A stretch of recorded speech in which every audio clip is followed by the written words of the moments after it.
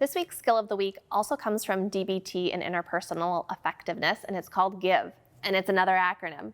And it is skills that you can use when you're trying to ask somebody to do something that you need them to do, but don't want to hurt the relationship. So the G stands for gentle, be gentle. So you can yell, put away your clothes, or you can say, put away your clothes. I is be interested or act interested. The V is validate, and the E is use an easy manner, which also can mean use humor. I'm using a silly example of picking up your clothes, but there are a lot of big examples in eating disorders that happen, particularly around mealtime.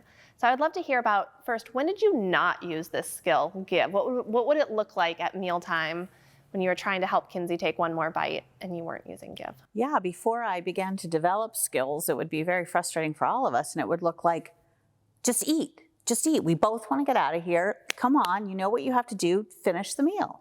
Yes. It was not effective. That was not effective. And yet probably universal. I bet it's been said in every household where there's been an eating disorder before. It's just like, just eat, like let's be done with this. Yeah, or, absolutely. Or fine, don't eat, let's just be done with this, right? Okay, so what would using give look like? First of all, it starts with sort of like reminding yourself, okay, I gotta be in this mode, right? So taking a check of your body language so that you kind of go into a more gentle posture and demeanor, mindfully lowering your voice, looking directly at her, validating how hard it is, and becoming more effective. So it would look something like, I can hear you that this is really hard for you right now, and it's something that we do have to get through. How can I help you with this? Would it be helpful if we turned on the TV right now? We're gonna do it, and I wanna know how I can make it less painful for you. I like that. I think an example that I always remind myself is if right now they were going through chemotherapy and telling me they don't want to go to chemo, it hurts, or if they were about to have blood drawn and they were super scared of it.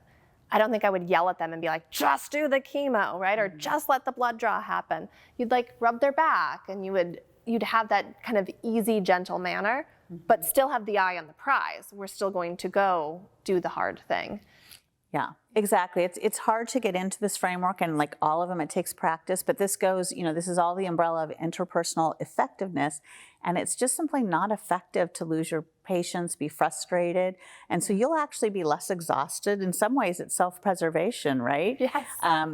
But again, that really mindfully, when you're at your most escalated, de-escalating yourself before you speak is really important.